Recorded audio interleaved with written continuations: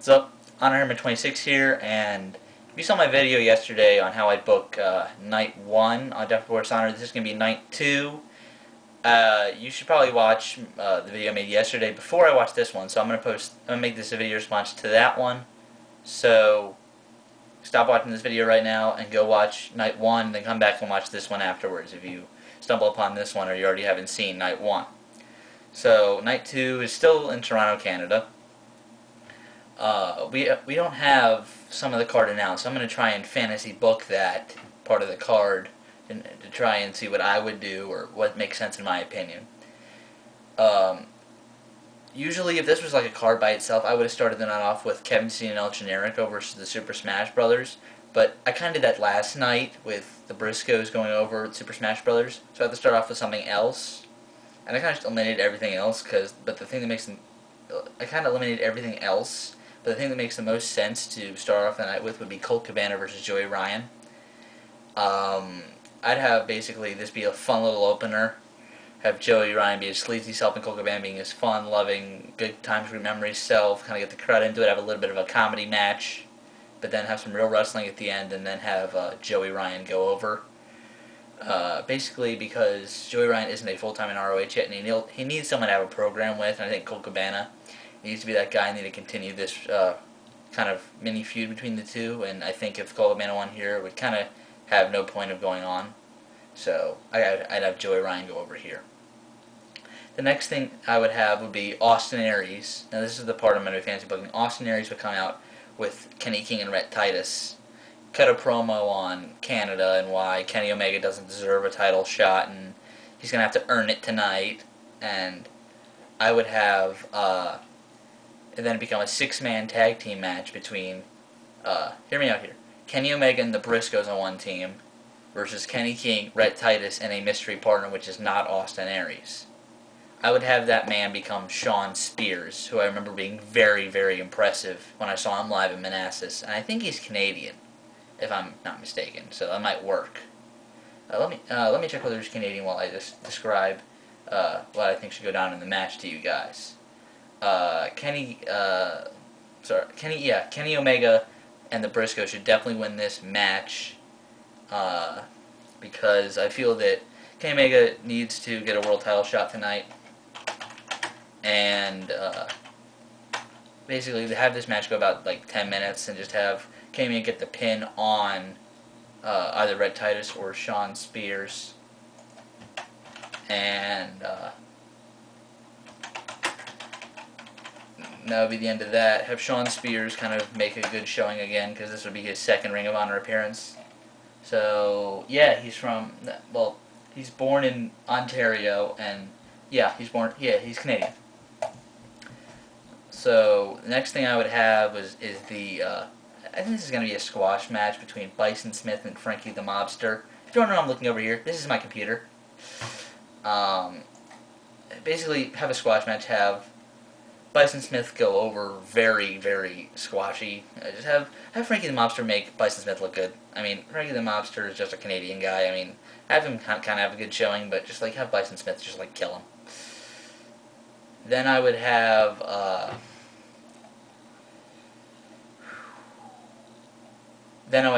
the European Rules match going into the No, I don't have that right now. Actually, yeah, let me have that just in case. Going into the intermission, I'm going to have the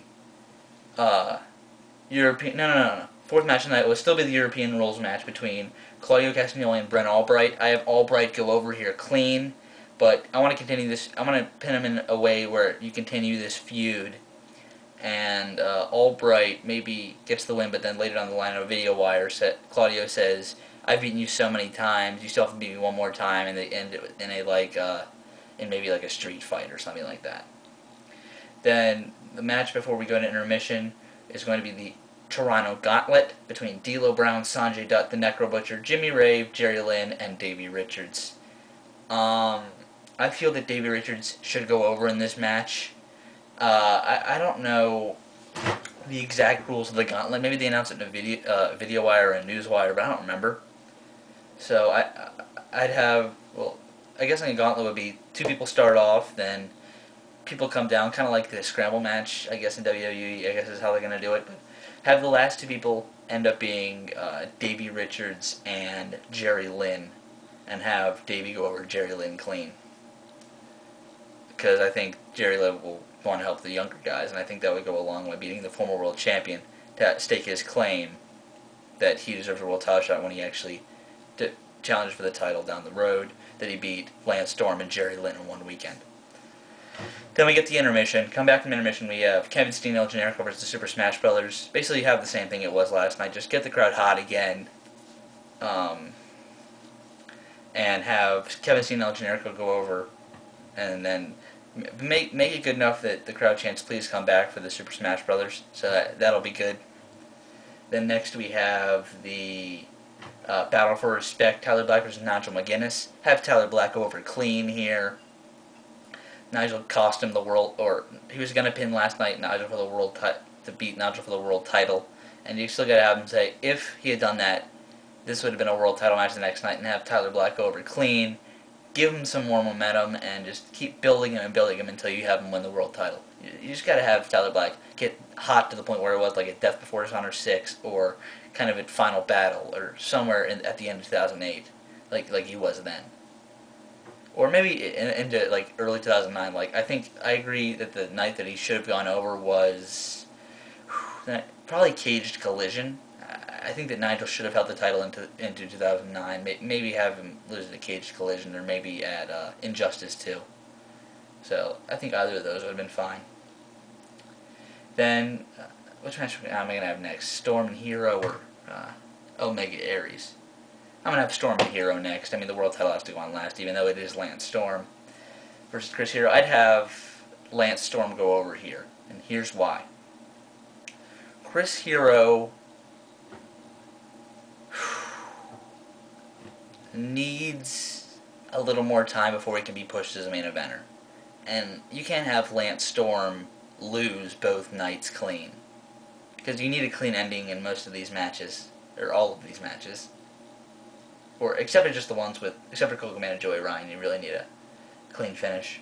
So have Lance Storm lock him in the single leg Boston Crab, have him get to the ropes, and then have have this be a pure Japanese style technical wrestling match, because I know Storm can wrestle that style, and Hero can definitely wrestle that style, and just have Hero do stuff that mentors or reminds people of Mitsuharu Misawa, and have Lance Storm kind of just shut Hero up and get the victory somehow. I guess Storm can maybe hit the super kick and then lock in the crab, single leg crab for like the third time in the match at that point, and just like get a high angle on it, like he holds it like this and then like lifts up a little bit like that on it, so it's like, and he places his knee like in the back of Hero's neck, and Hero taps, kind of like a single-legged stronghold.